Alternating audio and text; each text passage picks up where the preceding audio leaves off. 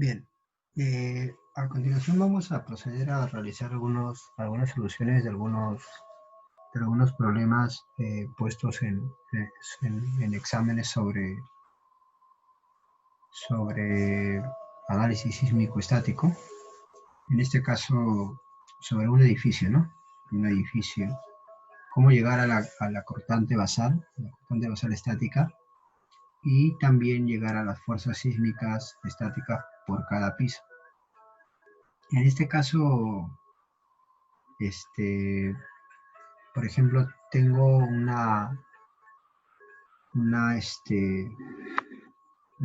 edificio, se ha construido un edificio de 12 pisos, destinado a oficinas, 3 metros por piso, en la ciudad de Nueva Cajamarca, ¿no? Barrio José Martín. El edificio presenta irregularidad torsional y por esquina entrante. Irregularidad torsional y por esquina entrante, ¿no? Ambas irregularidades, si nos damos cuenta, pertenecen a irregularidades en planta, ¿no? Con respecto a planta. El sistema estructural es de muros estructurales, me define el tipo de sistema estructural. Además, el tipo de suelo es un suelo intermedio, considerando que el edificio posee una carga muerta de 60 toneladas por piso y una carga viva de 40 toneladas por piso, determinar las fuerzas sísmicas estáticas por piso y la cortante basal estática. Bien, entonces los datos que me mencionan acá son los siguientes, ¿no? 12 pisos, 3 metros por piso, Nueva Cajamarca, está ubicada en el sitio de San Martín, en el departamento de San Martín. Irregularidad torsional, irregularidad por esquina entrante, sistema estructural de muros estructurales, tipo de suelo es intermedio. La carga muerta me dicen que es 60 toneladas por cada piso, la carga viva es 40 toneladas. Y bueno, empezamos la solución, ¿no? Típico en los exámenes, en algunos libros también podemos encontrar una forma parecida de solución. En este caso, lo que vamos a hacer ahora, primero es trabajar con la norma técnica, ¿no? La norma técnica E030, ¿no? Que rige hoy en día en Perú. Para ello, por ejemplo, puedo entrar acá a la página de esta institución, Reglamento Nacional de Edificaciones, ¿no? Del RNE. Y acá en Perú lo que usamos es, bueno, en la misma página, tenemos acá lo que es la última actualización, ¿no? Bueno, por ejemplo, en lo que respecta al capítulo 2, ¿no? Vamos a trabajar con el capítulo 2, peligro sísmico. Y hacemos mención acá porque para yo empezar a calcular, en primer punto lo que voy a calcular es, vamos a calcular la carga por piso, pero teniendo en cuenta el artículo 26 de la norma técnica de 030, ¿no? Entonces, ¿qué es lo que me dice el artículo 26? Vamos al artículo 26, estamos en el artículo 10, artículo 28, artículo 24, artículo 26. Me dice, el peso de una edificación se va a calcular, me dice, adicionando la carga permanente, es decir, la carga muerta, y total de la edificación, un porcentaje de la carga viva o sobrecarga que se determina de la siguiente manera.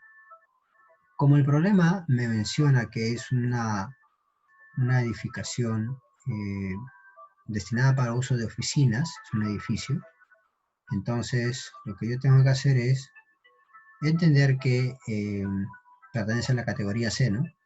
¿Dónde puedo sacarlo eso? Más abajo especificamos eso. Por acá he especificado, creo, acá está, ¿no? Categoría C, edificio de la categoría C, me dice que son edificaciones comunes, tales como viviendas o oficinas, ¿no? Entonces, es tipo C. Entonces, por ello es que en edificaciones del tipo C, la norma me dice que voy a calcular el peso, pero adicionando un 25% de la carga viva, ¿no? Acá me menciona. Acá está, ¿no? se toma el 25% de la carga viva. Bien, en azoteas y techos en general se toma el 25% también, me dice. Pero como en nuestro caso no tenemos azoteas, sino el problema me menciona que solamente son 12 pisos, entonces, y de 3 metros cada uno, pues estamos solamente acá. Bien, entonces, como ya tenemos ese punto establecido, entonces el peso del piso 1 vendría a ser la carga muerta más el 25% de la carga viva, ¿no? Por datos reemplazamos, está en toneladas, y me sale que el peso del piso 1 es 70 toneladas. Por lo tanto, el piso 1 será el peso del piso 1 igual al peso del piso 2, ¿no? Porque me dice que no varía esa carga por cada piso. Hasta completar los 12 pisos, cada uno igual a 70 toneladas. Luego de ello vamos a calcular los parámetros sísmicos. En este caso necesitamos calcular pues el Z, el U, el C, el S, ¿no? El R. Según la norma me dice que el primer parámetro sísmico va a ser el factor de zona. En este caso, como nos mencionaba el problema que pertenece a la ciudad de Nueva Cajamarca, ubicada en Rioja y bueno, previamente en lo que es San Martín, ¿no? San Martín. Entonces nuestra zona va a ser una zona 3, ¿no? ¿Dónde lo vemos eso? Lo vemos en el artículo 10 y el anexo 2 de la norma técnica 030. En el artículo 10 vamos a encontrar eso, mapita del Perú, ¿no? Pero si queremos ser más exactos, en el anexo 2, ahí nos aparecen estos datos, ¿no? Rioja, Cajamarca, zona 3. Entonces, ustedes pueden trabajar con la norma tranquilamente y buscando. Yo ya no voy a estar abriendo esto, sino me voy a guiar rápidamente nada más. Entonces, no, para la ciudad de Nueva Cajamarca, ubicada en el departamento de San Martín, tenemos una zona 3, cuyo valor por zona es 0,35. Luego de eso lo que vamos a hacer es calcular el perfil de suelo, el famoso SI. Y para ello vamos al artículo 12 de la norma E030, donde me menciona que el valor del SI va a ser, cuando el tipo de perfil de suelo es intermedio, va a ser correspondido por un S2. ¿No? Acordémonos que eso no cambia, siempre tenemos 5 tipos de perfiles de suelo, los establecidos, ¿no? El S0, el S1, 2, 3 y el 4. Donde el S0 es rocas muy, pero muy duras, ¿no? Y de a poco va bajando su resistencia. Luego seguimos con el factor de suelo S. Para ello vamos a tener como referencia el artículo 13 de la norma técnica. En el artículo 13 me dice, ¿no? Dependiendo de la zona del lugar y el tipo de perfil de suelo, entonces nos vamos a calcular el factor S, ¿no? El factor de suelo. Zona 3, entonces acá por ejemplo tenemos 1, 2, 3, 4, ¿no? Empieza del menor hacia el mayor. 3, estamos en 3, con un S2, 1,15, ¿no? Entonces nuestro factor de suelo es 1,15. Luego tenemos los periodos, ¿no? Los famosos periodos TP y TL, en donde la norma también me especifica que van a depender del tipo de perfil de suelo, ¿no? En nuestro caso era S2, entonces con un S2 el TP va a ser el 0,6 en segundo me menciona, y también el TL2, ¿no? Ahí está. Entonces acá segundos, ¿no? Luego de ello me dice que el periodo fundamental T, teniendo como referencia el artículo 28.4 de la norma técnica del 030, en el 28.4 me menciona sobre el periodo fundamental de vibración, donde me dice que va a ser calculado de la siguiente manera. Claro, el HN no me menciona qué significa el HN, seguramente en puntos anteriores quizás puede que me mencione, pero el HN es la altura acumulativa, ¿no? Del enésimo piso, ¿no? Con respecto al nivel de suelo, ¿no? Que es 0. Y CT es un coeficiente, la cual depende del tipo de sistema que tenga la edificación, ¿no? Por ejemplo, si yo tengo edificaciones un edificio en donde los elementos resistentes en la dirección considerada, o sea, si estamos hablando en el sismo en X o el sismo en Y, sean solamente pórticos de concreto armado sin muros de corte o pórticos dúctiles de acero, bueno, en este caso va a ser 35, ¿no?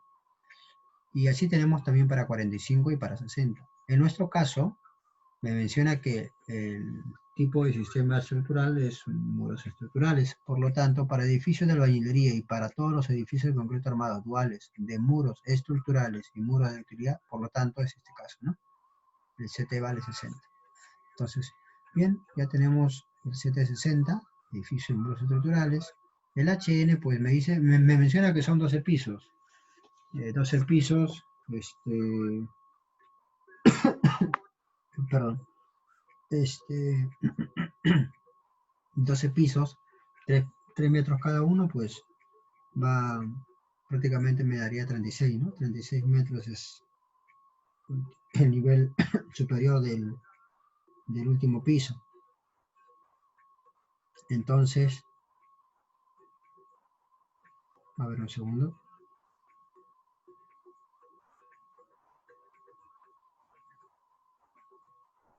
Bien, entonces, ya, ¿no? Con eso prácticamente tenemos el periodo, ¿no? Aquí está el periodo fundamental de vibración, 0.6, ¿no? Luego de ello vamos a calcular el factor de presión sísmica C. Factor de presión sísmica C nos dice acá, ¿no? Nos vamos a ubicar. Nuestro TP era 0.6, nuestro periodo fundamental también 0.6. Entonces, ¿cuál tomamos? Si nos sale iguales, ¿no? No especifica acá. Pero en donde nos podemos ayudar sería, ¿no? O por descarte, a ver. ¿Nuestro T es menor que nuestro TP? No, pero puede ser que sea igual, o sea, puede ser que la condición acá haya sido menor o igual que TP, claro. Y nuestro valor de C sería 2.5, puede ser una opción.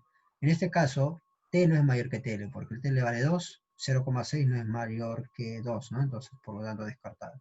Y la de acá, bueno, en este caso no sabemos si es que T puede ser acá mayor o igual, pero es menor que TL, sí es menor que TL, entonces también cumple esta condición, ¿no? O sea, 0.6 es menor que 2, sí. 0.6 es mayor que 0.6, puede ser, como le digo, que acá nos haya querido mencionar que es mayor o igual.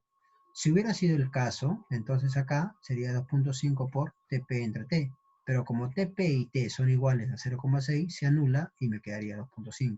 Es decir, sea esto o sea esto, me va a dar al final 2.5 para valores iguales de T y TP, ¿no? Entonces, nuestro C vale 2.5. Luego vamos a la categoría de la edificación y factor U, ¿no? En este caso, igual, artículo 15 de la norma, no menciona que, como sabemos que es un edificio común, C, entonces nuestro factor 1, el valor del factor U vale 1, ¿no? 1.0. Oficina, perfecto. Vamos luego vamos a calcular el coeficiente básico de reducción, el R sub 0, ¿no? Artículo 18, nos menciona que dependiendo del sistema estructural de nuestra edificación, se le va a asignar un coeficiente básico de reducción, ¿no? El famoso R sub 0. En este caso, como es de muros estructurales, nos corresponde un 6, ¿no? Un 6. Luego los factores, ¿no? De irregularidad. Para ello la norma nos menciona dos tipos de irregularidad, ¿no? Dos tipos generales, ¿no? Irregularidad en altura y en planta, ¿no? El famoso IA y el IP. El problema nos menciona que solamente el edificio presenta dos irregularidades de tipo planta, ¿no? Uno que es torsional y el otro que es por esquina entrante. Entonces tenemos los valores. Pero ¿qué es lo que nos menciona dentro de la norma? Cuando hablan sobre irregularidades, nos menciona que en el caso en que tengamos dos valores de irregularidad, sea en altura o sea en planta, la que vamos a tomar en la dirección estudiada va a ser la menor de esos valores que tengamos, ¿no? Entonces, tenemos 0,75 y tenemos 0,90, obviamente vamos a quedarnos con el primero, ¿no? 0,75, ¿no? Entonces, por lo tanto, luego pasamos al siguiente punto. a calcular el coeficiente de reducción, ¿no? de la fuerza sísmica, o sea, calcular el R.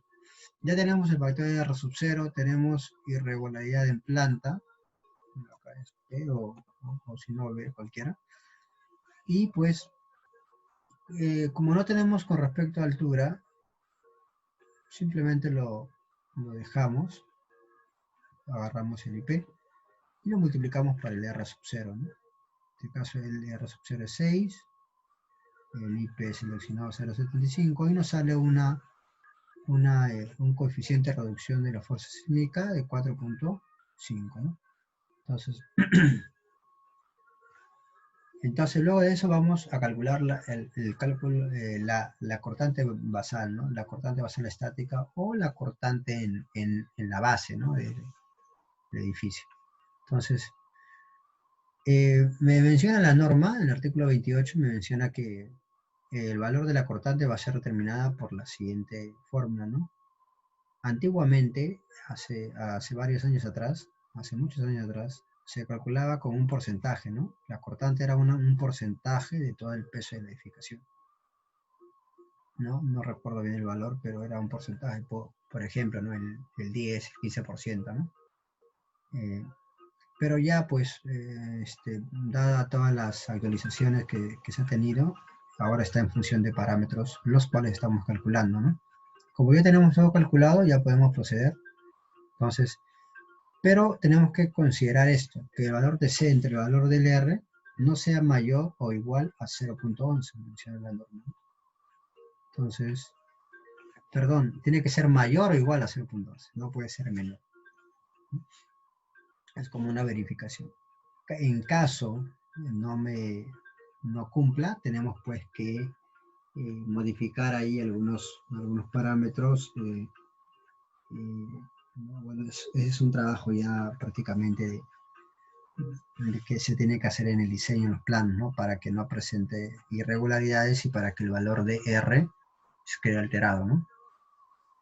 Bien. Entonces, acá, reemplazando, ¿no? El Z, el valor de U, el valor de C, el S, ¿no? Zonificación, el factor de zona, el coeficiente, con respecto al suelo y todo ello. Y el peso, importante, ¿no? 70 toneladas, pero ese era 70 toneladas por piso, ¿no? Como son 12 pisos, 70 por 12, y me sale ahí la cortante en la base estática es 187.833 toneladas, ¿no? Luego, comprobamos, ¿no? Comprobamos esta condición y bueno, me sale que es mayor, por lo tanto, todo perfecto. Luego vamos a cálculo de la fuerza sísmica, ¿no? Entonces, hasta acá ya tenemos el primer ítems que nos piden. Y bueno, vamos ahora al cálculo de la fuerza sísmica, ¿no? Según el artículo 28 de la norma, me dice que lo calculamos de la siguiente manera, ¿no? Un coeficiente, un factor, el valor de alfa sub i, ¿verdad? Por el valor de la cortante. Ahora, n es el número de pisos. Por lo tanto, si hay 12 pisos, acá en el denominador van a haber 12 sumatorias, ¿no? 12 términos que están sumando, ¿no? Es una sumatoria. Y arriba solamente va a existir un solo valor, ¿no? Es el PI. ¿Qué significa el PI? El PI vendría a ser por cada piso, ¿no? Así es. Entonces, bueno, pero ojo, considera lo siguiente, me dice, para t menor o igual a 0.5 segundos, el valor de k, este exponente k, es 1.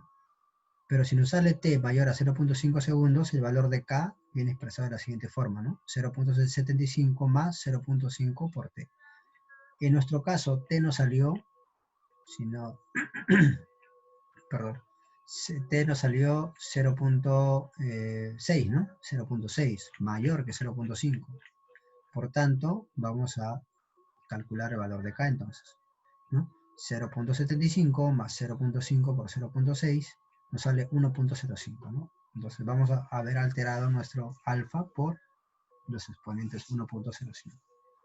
Entonces acá tenemos la fuerza 1 va a ser igual a peso 1, ¿no? Acá bastante atención, a ver, sería peso 1, o sea, el peso, la fuerza en el primer piso vendría a ser el peso en el primer piso, multiplicado por la altura en el primer piso, porque me dice el h sub i, elevado al exponente, y abajo la sumatoria, ¿no? Esa sumatoria de abajo no va a cambiar en ninguna de los denominadores de las demás fuerzas, van a ser iguales, porque acá está en función de J, y son 12, ¿no? Son 12, entonces. Para el primer piso sería esta, ¿no? Para el segundo piso sería esta. Para el tercer piso sería lo mismo, pero con 3, 3. Y así sucesivamente hasta llegar al 12º piso. Entonces, como ya tenemos esta forma explicada, reemplazamos y acá nos sale, ¿no? Peso 1, 70 toneladas, altura 1, 3, ¿no? 73, 70,6. ¿Por qué? Porque en el segundo piso la altura acumulada es 6, ¿no? 6 metros, 3 más 3, 6. Y así hasta llegar al 12º piso. En el 12º piso sería 12 por 3, ¿no? 36. Y los pesos en cada piso nos altera, siguen siendo 70 toneladas en todos, 70, 70, hasta el último piso 70. La cortante estática en la base no queda alterada, están toneladas. Y al final me sale que la fuerza sísmica en el primer piso es de 2,175 toneladas, ¿no? En primer piso. Para el segundo piso, F2, lo que va a cambiar, si nos damos cuenta, solamente es la altura en el numerador nada más, la altura acumulativa, ¿no? Entonces, eso no cambia, porque el peso 2, pues el peso 2 sigue siendo 70, pero la altura 2 con respecto al suelo es 6, ¿no? Y todo lo demás se mantiene constante. De la misma manera, ¿no? Para la fuerza 3, para la fuerza 4, la fuerza 5, y conforme subimos, como la altura empieza a subir, la fuerza sísmica va a ir aumentando, ¿no? Por eso que cuando ocurre un sismo ya sabemos, ¿no? Las fuerzas en los pisos superiores son mucho más fuertes. Bien, y eso es con lo que respecta al problema del enunciado, ¿no? Tener en cuenta bastante esta forma de las normas, ¿no? Todo es enunciado en las normas, así que a trabajar con la norma, ¿no? Acá en un segundo enunciado me dice muy parecido, pero ahora cambia un poco los datos, ¿no? Ahora tenemos 6 pisos, es complejo parroquial, o sea, una parroquia. Es un lugar, digamos, donde se almacena regular cantidad de personas, ¿no? Estamos hablando, pues, de 300 personas, 200 personas, ¿no? 3,5 metros por piso, me menciona, ¿no? 17 Moyobamba, esto acá en San Martín también. Presenta irregularidad torsional en ambas direcciones. Acá en el primer problema no me mencionaba nada si iba a determinar las fuerzas sísmicas en la dirección X o Y. Ojo, yo estoy considerando en una dirección arbitraria nada más. Porque pues no me menciona las dos direcciones cómo están hechas, ¿no? O sea, puede ser que una tenga un tipo de irregularidad, la otra otro tipo, entonces al poseer diferentes, nuestro R va a variar, y si nuestro R varía, entonces vamos a tener que determinar para cada dirección, ¿no? Es lo único que va a cambiar, para la dirección X y para la dirección Y. Pero, bueno, en este caso, en el siguiente, me dice que presenta irregularidad torsional en ambas direcciones. Como presenta el mismo tipo de irregularidad en ambas direcciones, no es necesario calcular en cada dirección, sino simplemente en una nada más, ¿no? Porque al final, como es la misma irregularidad en ambas direcciones, ¿no? En X y en Y, entonces, como es la misma, va a tener los mismos parámetros y no va a cambiar, ¿no? Y además que el sistema estructural dual también me dice acá, ¿no? No me especifica si solamente es para el eje X o el eje Y. Yo voy a considerar que también en todas las direcciones presenta, en ambas direcciones, el mismo tipo de sistema. Bien, el tipo de suelo es flexible, me dice que la carga muerta es 600 kilogramos por metro cuadrado por cada piso, y la carga viva igual, ¿no? Bien, ahí está. Entonces, y eso es prácticamente ya tenemos acá. Me dice que para azotea es de 200 la carga viva, ¿no? En este problema. Bueno, norma, ¿no? Igual, el mismo procedimiento que se realizó, el mismo procedimiento decía acá, eso no cambia. Vamos a cambiar esto de acá. Y ya está. Entonces, el mismo tipo de procedimiento, me dice acá que, claro, pero acá va a cambiar, ¿por qué? Porque al ser un complejo parroquial, la categoría de edificación varía, ¿no? La categoría de edificación va a variar, ya no va a ser una zona C, ¿no? Sino que va a ser ahora una zona B, creo, ¿no? Bueno, ustedes pueden revisar más arriba, o en todo caso lo vamos a hacer ahora, por ejemplo acá, ¿no? Perdón, acá, ¿no? Edificaciones importantes, ¿no? Edificaciones donde se reúnen gran cantidad de personas, tales como cines, teatros, estadios, coliseos. Entonces, podemos asemejarlo a un teatro, por ejemplo, ¿no? Bien.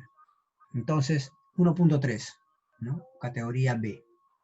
Bien, entonces acá tenemos la categoría B, 1.3.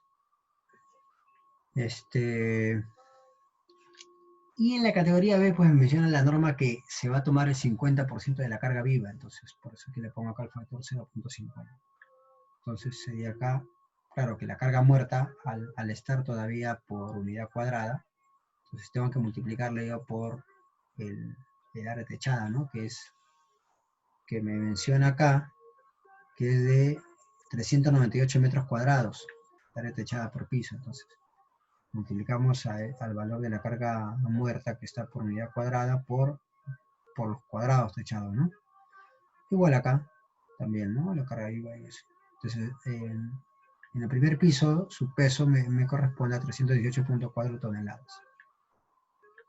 Luego, acá, como me menciona que son 6 pisos, pero el problema es que no me menciona si es que el sexto piso es azotea o no.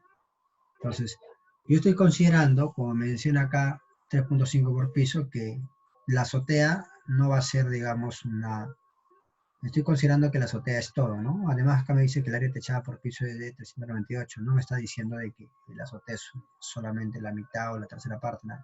Estoy considerando alturas iguales para todos los pisos y áreas techadas por piso iguales, ¿no? La azotea es como un piso más. Perfecto, entonces, el peso para el piso 1, 2, 3 hasta el 5 va a ser el mismo, ¿no? Del primer piso. Pero para el sexto piso, ¿por qué lo pongo diferente? Porque como menciona a mí que ya trabaja como azotea, ¿no? Es decir, no va a soportar mucha carga, entonces prácticamente va a cambiar, ya no va a ser el 50%, sino va a ser 25%, ¿no? Entonces, 25% de la carga viva que me hacen mención para azotea que es 200, y bueno, y todo lo demás, ¿no? Me sale el peso para la azotea. Igual los factores de zona, el perfil del suelo S1, igual lo calculamos según norma, 0.35, eso no cambia, sigue siendo San Martín, a pesar de que es en otra ciudad. Ustedes pueden consultar en el anexo 2 de la norma, que está más específico, y no va a salir igual, ¿no? Lo encuentran ahí exactamente. Igual, el perfil del suelo, como menciona ahí, que es tipo flexible en el enunciado, tipo flexible, ¿no? Aquí está, suelo flexible, entonces corresponde una designación de un S3. Luego me voy al factor de suelo para un S3 tanto y para un Z3 1.20, ¿no? Ahí está.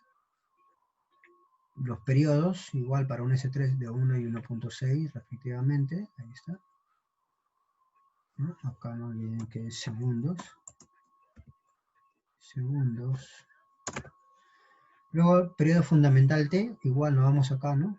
Como es me dice que su sistema estructural es un sistema dual, el enunciado me dice que el sistema estructural es dual, por lo tanto, entonces vamos acá, para edificios de concreto armado duales, según el artículo 28.4, también el CT vale 60, ¿no? No sé si se acordarán que justo habíamos leído en el enunciado anterior, en el problema anterior. Bueno, el periodo fundamental vendría a ser entonces la altura acumulativa, ¿no? Entre el CT, 0.35. Luego vamos a calcular el factor de amplificación sísmica, ¿no? Entonces, igual, en este caso sí nos corresponde acá, porque el TP, acuérdense que nos salió 1, el TL 1.6, 1, 1.6, y acá nos salió ¿cuánto? Nos salió 0.35, ¿no? A ver, creo que acá hay un pequeño error. El TP nos sale 1 y el TL 1.6. A ver, creo que sí, hay un pequeño error. Ahora vamos a comprobar esto. 3.5 por 6 entre 60, ¿no? Nos corresponde a 0.35, correcto. Acá 0.35T es menor que TP. TP vale 1 o la unidad, claro que es mayor. Nos corresponde esto de acá, ¿no? Un parámetro de... ya. Lo que pasa es que esto de acá lo he copiado del anterior. No quiere decir esta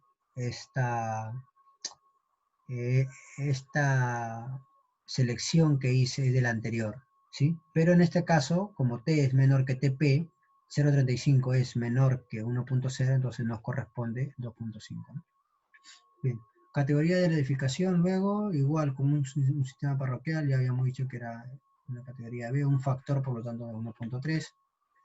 El coeficiente básico de reducción, un 7. ¿Por qué? Porque es un sistema dual, ¿no? Por lo tanto, a ver acá, entonces el coeficiente básico de reducción para un sistema estructural dual, aquí también fue un copy-peggy del problema anterior, y aquí sería el R sub 0 sería 7, ¿no? 7, a ver, vamos a comprobar eso. 7. A ver, aquí. Duales. Primero es pórtico, luego duales. Para pórticos 8, para duales 7, ¿no? Correcto. Entonces, 7, ¿no? Luego de eso, acá, menciona irregularidad torsional, ¿no? En ambas direcciones, por lo tanto, el IP vale 0.75. Bien, entonces igual, ¿no? 7 por 0.75, 5.25. La cortante basal, reemplazamos nada más los parámetros, ya habíamos conversado sobre eso. Y bueno, vamos a comprobar nada más que esté todo bien. 0.35 el Z, el valor del U está bien, la zona. El 2.5 está bien, el suelo 1.20, 5.25 para el R, ¿no? Correcto. El peso total vendría a ser 318.4 toneladas por 5 pisos, más el peso de la azotea, ¿no? Me da un poco menos, correcto. Y ahí me da la cortante en la base. Comprobamos, me sale mayor que 0.11, perfecto. Luego, cálculo de las fuerzas sísmicas, ¿no? De la misma manera, vamos a comprobar el valor de Cabrera. En este caso, T es 0.35, por lo tanto es menor o igual a 0.5, por lo tanto acá vale 1, ¿no? Mucho más fácil entonces. Entonces la fórmula va a ser sin el K, sin el exponente ya, porque es la unidad, ¿no? El peso en el primer piso, 308.4, por la altura 1, ahí está, ¿no? Lo copiamos esto igual. El peso es constante en los 5 primeros pisos, la altura acumulativa, ¿no? 3.5, en el segundo piso vendría a ser el doble 7, en el tercer piso sería 10.5, el peso es el mismo, pero hasta el quinto piso, ¿no? Luego, en el sexto piso, peso de la azotea, altura de la azotea, ¿no? 3.5 por 6, 21, ¿no? Perfecto, entonces la cortante acá está. Fuerza en el primer piso, la fuerza sísmica vendría a ser 24.21 toneladas. Para el piso 2, solamente cambia la altura, ya habíamos conversado. Perfecto. Igual, ¿no? Hasta el piso 4. Pero hasta el piso 5, perdón, ¿no? Parecidos. En el piso 6 ya se trabaja acá con otra, a pesar de que cambia la altura, ¿no? Aparte de que cambia, también cambia el peso, ¿no? Por ser azotea. Y nos sale igual 118.022. Es por eso que podemos observar que la fuerza sísmica acá es menos, un poco menos que el piso anterior. ¿Por qué? Porque acá esta fuerza disminuye, ¿no? No siempre, ojo, no siempre, solamente porque ha disminuido esa cantidad, ¿no? Una cantidad más o menos de 60 toneladas. Pero si hubiera disminuido 30, 20 toneladas, no hubiera bajado mucho, hubiera sido mayor que el piso anterior. Y bueno, eso con lo que respecta a análisis sísmico, Espero que hayan podido entender estos dos enunciados que mayormente en las universidades lo toman. Claro, no igual, pero variando por ahí algunas cosas, ¿no? Bien, eso es todo y bueno, hasta una siguiente oportunidad.